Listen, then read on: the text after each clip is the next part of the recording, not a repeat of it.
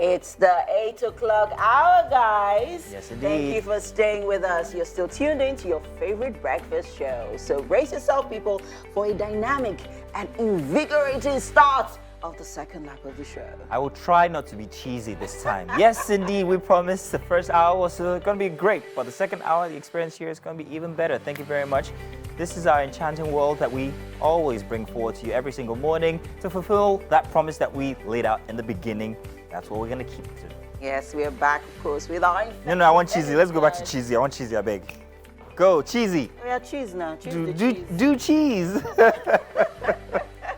Of course, we are supported by a team of seasoned producers and knowledgeable technical experts. So they are the reason for what you see right now, Yes, on your TV screen. People, they are the ones bringing all this energy and all the contents to life. Thank you very much, guys. Yes, indeed. So get ready to participate yourself and connect like never before. Wake Up Nigeria is here. It's more than just a show. It is your morning pill to a great start. So turn up, everybody, and turn up that volume as well. And make sure that this is your number one stop every single day, anytime, anywhere, any place. You know, when around talk about pills, Uh-huh. I hope you don't get addicted to us, but we like if you get... Ooh, we are the addiction you should be. The only good addiction. So please, all right, let's move on now to our grumpy correspondent in the kitchen who hates cheese, Mr. Mike Mexicano. I'm getting bread to just wrap both of you inside. To the audience. That would be good, eh? But Chef Tina, yeah, let's see, how far have we gone with what we're doing? Oh, it's looking good. It's looking good. And It's our looking beef good. is ready. Okay, our beef is ready. And this is our rice here. And jollof rice. Okay. Woo! Well, so what, Nigeria, what position did we get again in that competition? We took third. Third. Well, we can manage with that. Okay, we'll get to see how all of this is done when you see the final product. Absolutely, we can't wait. So hey, join us as well till the end of the show so you guys can see how it turns out. Yeah. Watch the show live, people. GOTV Yes. channel 16. You probably are doing that already, but you could also have the option of channel 49, UHF band. Yes, and you can also stream the show live at tvcentertainment.tv and on Facebook at TVC Connect, guys. Do not forget that you could also download our apps on both the Android and iOS stores. Now, my name is Mazino Appeal, but And you I- knew that already. You want to introduce me? Or And she is Miss Email Koche, Email guys. Koche. Yes. Let's just get right into what we have left on the show, guys. We have a musical performance coming right up. Mike has eventually joined the Cheese Club. Yeah, They told me this not to sit down, so I say I must be here. is an sandwich now. Oh, wow. It's a good, it tastes good. M&M, the Triple M show. Exactly. Bread. I thought I should do bread. Yeah. Please, weather. Welcome back. It's time for book chat. And today, very interesting book that I've been reading here. So far, so challenging. Now, Tunde Alailo, he was the best graduating student in the Department of Fine and Applied Arts at the Federal College of Education Technical, Akoka. Now, he draws inspiration from his life, everyday things, and he's written this book, So Far, So Challenging, and he is here with us. You are welcome, Mr. Tunde. Good to have you here. Very interesting book. I like the way that it starts with, well, it talks about most of your life, your challenges as an entrepreneur, or do I say photopreneur? Yeah. And then ending up with an open letter to young, struggling people. Perfect. It's like a manual for people who want to, well, who are in the business of, whatever business you're in, of trying to make it in life. But first off, tell us why you were inspired to make this book, to write this book, rather. Thank you so very much for having me. I'm so glad that I'm here this morning. Like you rightly mentioned, the inspiration to write this is the path that I followed in life. After university, I'd always known I wanted to be an entrepreneur. Okay. I'd never written an application in my life, Wow. not once. Wow. Interesting. And in the book, it's written there that I started my business with 54,000 naira that I brought from service here. Yes. So, growing through that hardship, there's something I'd always told people. My business is not my sweat. It is actually my blood. Interesting. There was a very interesting chapter there.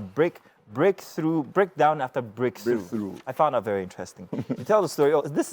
He tells the story about how he takes a loan to get printers to start a business. Pays only half of that, imports the printers, and then you didn't import cartridges. Yes. You ruined the brand new Oh, printer, yes. and then you have to now take on odd jobs to try. That was it was emotional because I can imagine anybody going through that. I mean, how did that happen? Why was it based on the naivety of an entrepreneur, and how did you fare after that? Well, you're right about that. My life until recently as an entrepreneur was such that was run on an autopilot.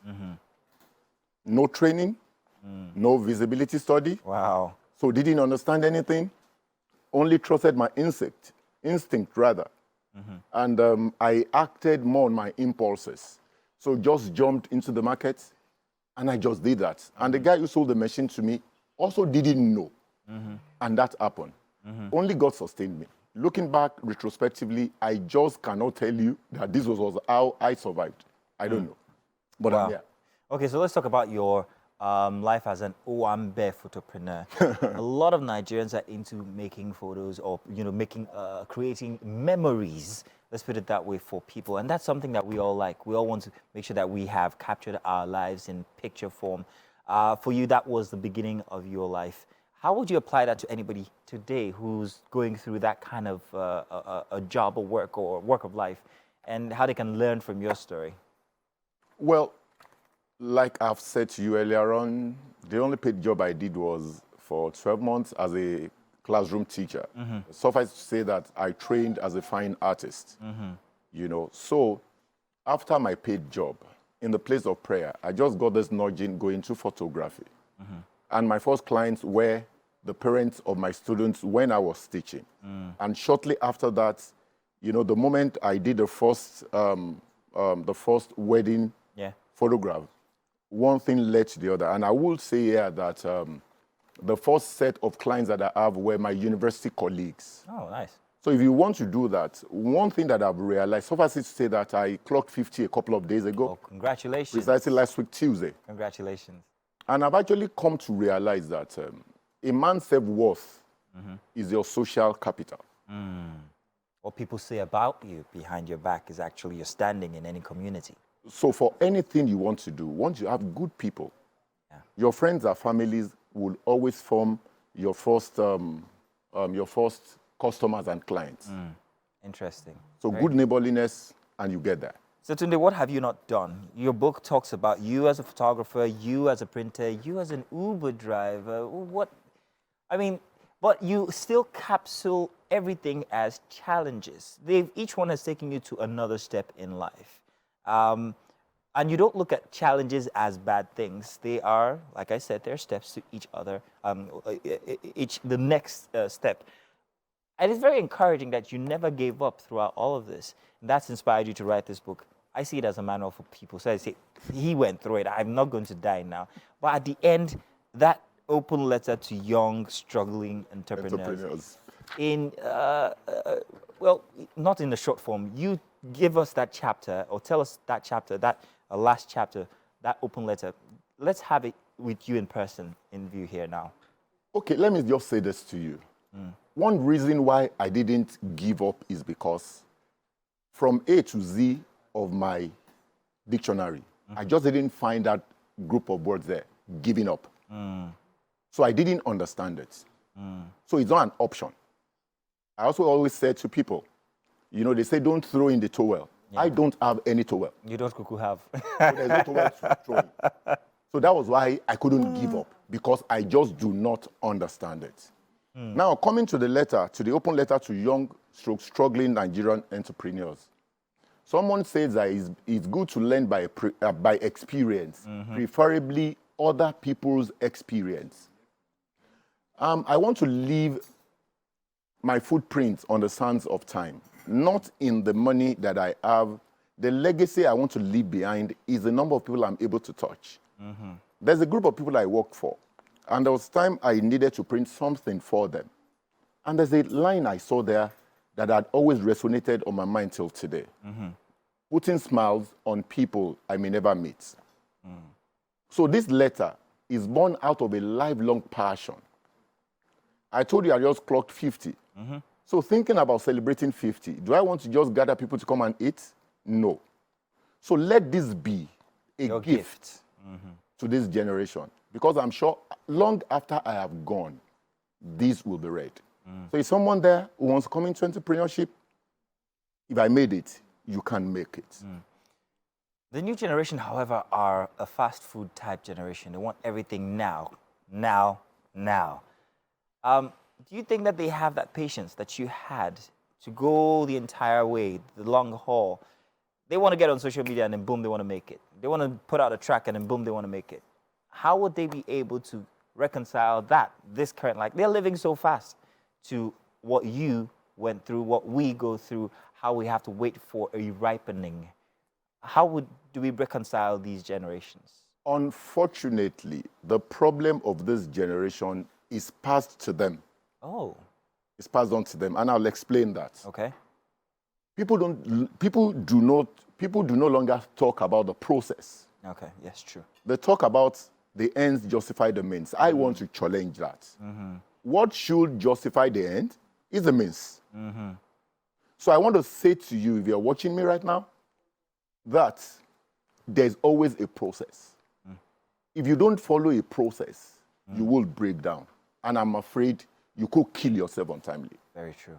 Mr. Olatunde, you're not just a photopreneur, you're not just a teacher, you're not just an Uber driver, you're not just a paint. You also paint as well. Yes, I'm an artist. You're also a motivation, and it's fantastic. And this is something that I suggest to everybody out there that you should read. It's a quick read. It's a simple one. It's very easy. It's a page turner. So far, so challenging. Thank you very much, Mr. Olatunde. Thank you for having me. For giving this, for bequeathing this to this generation. You guys go out there and try and grab yourself a copy. Thank you indeed. Do stay tuned. We've got much more coming your way here for Wake Up Nigeria. Thanks for staying with us, people. Joining us right now is Thompson Mokolo Jr. He's an accomplished and highly skilled professional in the fields of filmmaking, acting, and event hosting. Yeah, great to have you. You're welcome. Thank you very much. So let's, there's quite a lot that you do. Which one stands out the most for you? Which is the profession that you would say ultimately is the one that you would want to identify with the most? Filmmaking. Let's talk about how did that start for you? Yeah, filmmaking for me, just like the previous guest talked about, an artist being born. I think I was born a filmmaker. Oh, okay. Yes. Also, tell us about it. Yes, and my journey began from the town of Anyigba to Makurdi, to Lafia, to Abuja, to Lagos here, then back to Kogi to formally begin what we now have as a Kogi State film industry. Until then, there was little or no activities about filmmaking, except for some film movies that were made between 1994 and 1995. That is the Igala film now. And we have to build on it. You know, growing up, all of us saw the Nigerian film industry. We saw the stars. We wanted to be like them. And for some of us who were born with the talent of making dramas in schools, we needed to develop on it. And the best way to do that is go to when you can hone your talent and make it better. So the journey began for me through those routes until where we are. So you are on the journey to revolutionize the Kogi, to filmmaking in Kogi State. Like you said earlier on, the film industry in Kogi State did not exist. Yes. And you were one of the pioneers. Do you think it's where you wanted to be? How's that experience been for you? Okay, if for where we wanted to be, no, we're not there yet. But of course, being on Wake Up Nigeria this morning, coming from Kogi State, is a sign that we're definitely headed for where we wanted to be. Great. Today, we're now being watched and being talked about nationally and globally, which is something that never happened before. Okay, as at the time I came in, I made my first movie in 2006. The idea was to export what we have from Kogi State to Nigeria and other parts of the world, not necessarily leaving Kogi State to come to Lagos, build a career, and leave, and just get reference to, okay, the guy comes from Kogi State. And all of that. And we began that project. We had the first film, we had the second film, By the second film, I decided to start making language movies because the Igala, Igala. people, yes, the ninth largest ethnic group in the Federal Republic of Nigeria, looks like one of the languages that will soon go into extinction. Okay. And they need to use film to retell our story, to uphold the cultural heritage, to preserve the language, you know, became very obvious. And that is what I've been doing in the last couple of years. That is a That's bigger very quality. good one, yeah. That's a bigger Really, quality because, yeah. like you said, what identifies the people, their culture, their language. That's who they are. How have you been going with that? How many language films have you made now, so far? The current project, Awomi, is the 9th one. Is the 9th one? Yes. Wow. What does Awomi mean? My star. My star in Igala. Yes. Your star. Now, His how star. is the wonderful? Now, how is the reception? Because you see, even if you look at it, when it comes to even the Oscars, they tell you that for international movies, we need a particular level of language into it. So they would even, I mean, you cannot just do a movie in English and want to compete with them. You have to be, you know, you have to look at you and all of that. So that's quite a good thing you're pushing. How far do you expect this would go?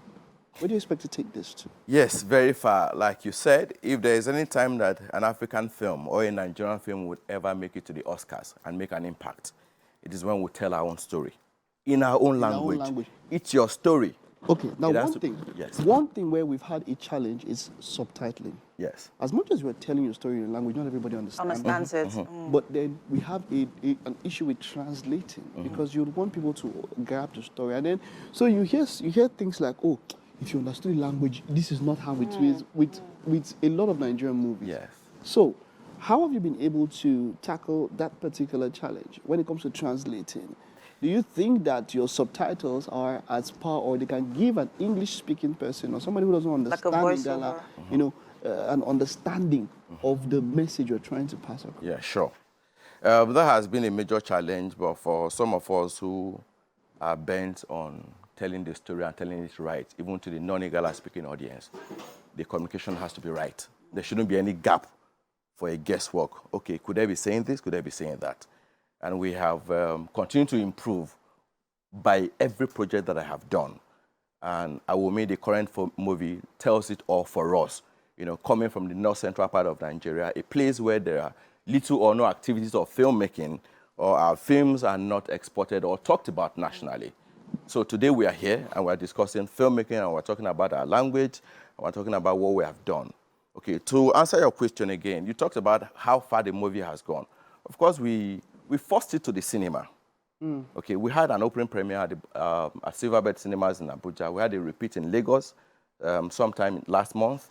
And today, the movie has been selected for the Kaduna International Film Festival. Wow. Already with 2 nominations of Best Indigenous Movie of the Year and Best Male Director of the Year. Nice. And later this month, again in Lagos, it's selected for the Lagos International Film Festival. And it will be screening specially at the Gala Night on the 2nd of September. So for me, this is the major export that we've been talking about. And for those juries from Kaduna International Film Festival to the Lagos International Film Festival, to be able to watch a language movie and connect with it and say, okay, this is worthy of other people to see. That means we are really telling the story. So let's use the biggest movie award, Yes. which is the AMVCA. Yes. The AMVCA recognizes language-speaking movies. We have the Igbo category, we have Yorubas. How do you plan to, you know, incorporate Igala as a category? Okay, fine. Let me seize this opportunity to just talk about the corporate injustice. Okay. All right, so some platforms in Nigeria. And the reason why the best of stories and films are not on the big platforms is because there is this segmentation. Yoruba, Hausas, Igbos don't make up Nigeria. You have other ethnic yes, groups. I mean, there are other ethnic groups in the Federal Republic of Nigeria. Yeah. So how do they compete if they don't get a chance to be seen? You just So mentioned... what are the challenges that you've had to deal with in that regard? Because you're coming from a place of experience. Yes. Have you brought this idea forward and it was, you know, not accepted? Yes. With the current movie, when we made the movie, we sent it to 3 major cinema distributors in Nigeria. Okay. And their response was, okay, good film, but your language is unpopular and your population is not strong enough to sell a movie in the cinema. The same way platforms will tell you, okay, it's not a popular language, it's not Yoruba, it's not Hausa, it's not Igbo. Okay. Yet, we have my population subscribing to your platforms. Why can't I be on your platforms? How do I grow if I don't even get patronized? So with this challenge, how do you plan to break through that barrier? How do you plan to bridge that gap? Yeah, still pushing on. Create the quality. Push the job. Someday, maybe from outside, honor would come. Or just maybe when they find a reason to expand their market space a little to accommodate, say, 1st to 10 ethnic languages in Nigeria. I'm not saying you should take my movie because it's an Igala movie, right? You But just want why a not check it recognition. out? If it meets your quality, it will meet what you take on your platform. Do business with me. But don't. I'm with you on this one. Yes. I would say that yes, we should, because I mean, we should all be given an opportunity. You know, Exactly. and as equal opportunities spread across. I like that, and I love what you said. You keep on pushing, and we are calling help. Let me know to this, these platforms that look. We also that the opportunity should be given to there. also minorities, as it were. Yes. So that their work. But like you said, keep on pushing. That's about the most important. That's the best that you can do. And someday, for me, I mean, movies is all about telling stories, and we've seen wonderful stories. So for me, you're doing something quite very good, and I would want to congratulate you and also say, just keep on pushing because you're doing quite nice Yeah. job there. I would actually love to know about some of the stories that you get to portray in your movies. But you know what? I can't wait to see I Will Meet the trailer. Let's watch it. Yeah, let's take a look at that trailer now. That's beautiful. Beautiful. I love different well cultures. Done, well That's nice. done. Thank you. And the picture quality is really good. Well done. Welcome to the kitchen. This is Chef Tina, and this morning she's made for you shredded beef jollof rice. So we'd like you to please enjoy and let us know what you think. It's all yours. Okay. A man who drinks his water first. Oh, that's good. I'd like you to know that Chef Tina made me. She forced me to taste it first. Did you not force me? She forced me to taste it, and it's exceptional. Couldn't say no. Who refuses Chef Tina's food? Hey, come on. So what do you think? You like it? Love it? Eat more of it? Well done. Thank you. Thank The pass you. mark. Thank you. That's great. Tina never disappoints. Thank you. Once again, keep on pushing. I like what you're doing, and someday, you Yeah. Thank yeah. you very much. Thank you. Thank you. Thank you. And It's been a good one here. Yes, it has. To all our guests, thank you for being on the show. And to you, our viewers, for watching. We love you. Thanks for staying with us. It's a wrap on the show.